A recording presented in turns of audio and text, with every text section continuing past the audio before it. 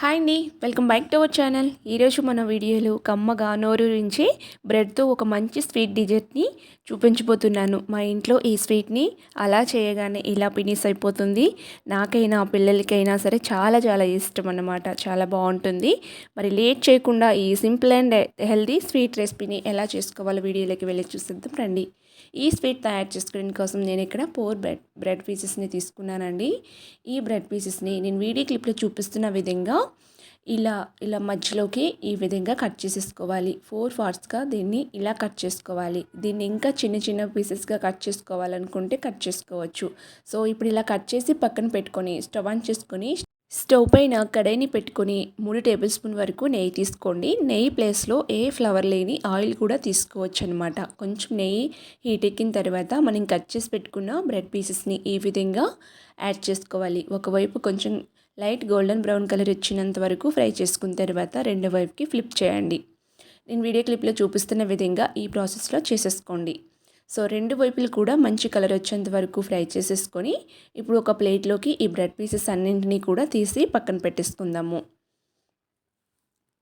ఈ విధంగా పెట్టుకున్న తర్వాత మరోవైపు స్టవ్ ఆన్ చేసుకొని స్టవ్ పైన గిన్నెను పెట్టుకొని 1/2 లీటర్ వరకు పాలను తీసుకోవాలి. పాలు ఈలోగా మరిగేలోగా ఒక చిన్న గిన్నెలోకి 3 టేబుల్ స్పూన్ వరకు వెనీలా ఫ్లేవర్ కస్టర్డ్ పౌడర్ని నేను తీసుకున్నానండి.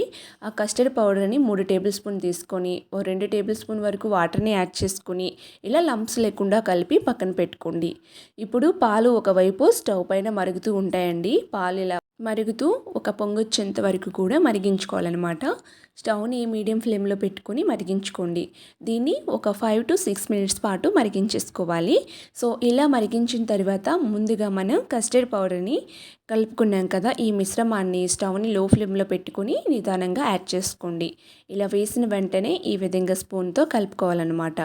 సో ఇలా కలిపిన తర్వాత పాలనేవి ఈ విధంగా మారుతాయి. ఇలా ఇందులోకి మీరు కావాలనుకుంటే చిటికెడు ఎల్లో ఫుడ్ కలర్ని యాడ్ చేసుకోండి. లేదంటే సాఫ్రాన్ ఉంటే సాఫ్రాన్ని కూడా యాడ్ చేసుకోవచ్చు. సో ఇలా వేసుకున్న తర్వాత 1 కప్పు వరకు పంచదారని యాడ్ చేసుకోండి. మీ స్వీట్నెస్ బట్టి మీరు యాడ్ చేసేసుకోవచ్చు. అలాగే మంచి ఫ్లేవర్ కోసం 2 ఇలాచీలని నేను దంచి వేసుకున్నానండి. ఇలాచీ పౌడర్ కనుక ఉంటే ఇలాచీ పౌడర్ని కూడా వేసేసుకోవచ్చు అనమాట. సో ఈ విధంగా పాలు కొంచెం చిక్కబడతాయి అన్నమాట. ఇలా దగ్గరగా చిక్కబడేంత వరకు కూడా మీరు మరిగించేసుకోవాలి. ఇలా మరిగించిన తర్వాత కిందకి దించేసుకొని ఇది కాస్త గోరువెచ్చగా చల్లారేంత వరకు పైన మేగడ కట్టుకోకుండా స్పూన్తో మనం ఈ విధంగా కలుపుకోవాలన్నమాట. కొంచెం గోరువెచ్చగా ఉంది అనేటప్పుడు ఇందులోకి కొన్ని డ్రై ఫ్రూట్స్ని కట్ చేసి వేసేసుకోండి. ఏ డ్రై ఫ్రూట్స్ అయినా పర్లేదండి, కొన్నింటిని కట్ చేసి వేసుకోండి. ఇప్పుడు మనం ముందుగా బ్రెడ్ పీసెస్ అన్నింటినీ ఫ్రై చేసుకున్నాం కదా, ఆ పీసెస్ అనమాట ఇలా ప్లేట్లోకి కానీ లేదంటే ఏదైనా బౌల్లోకి పెట్టేసుకుని పైనుంచి ఈ విధంగా కస్టర్డ్ మిశ్రమాన్ని వేసేసుకోవాలి. ఇలా మనం రెడీ చేసుకున్న బ్రెడ్ పీసెస్ పైన కస్టర్డ్ మిల్క్ని ఈ విధంగా యాడ్ చేయటం వల్ల చాలా చాలా బాగుంటుందన్నమాట.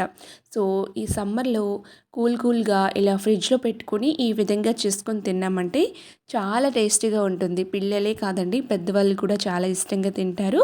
సో నేను చెప్పేటట్టు ఈ స్వీట్ ఒక్కసారి మీ ఇంట్లో ట్రై చేయండి, మీ అందరికీ కూడా డెఫినెట్గా నచ్చుతుంది. సో అంతేనండి, బ్రెడ్ కస్టర్డ్ స్వీట్ రెడీ అయిపోయింది. నచ్చితే ఒక లైక్ చేసి సబ్స్క్రైబ్ చేసుకోవడం మర్చిపోద్దు ఫ్రెండ్స్. Thank you friends.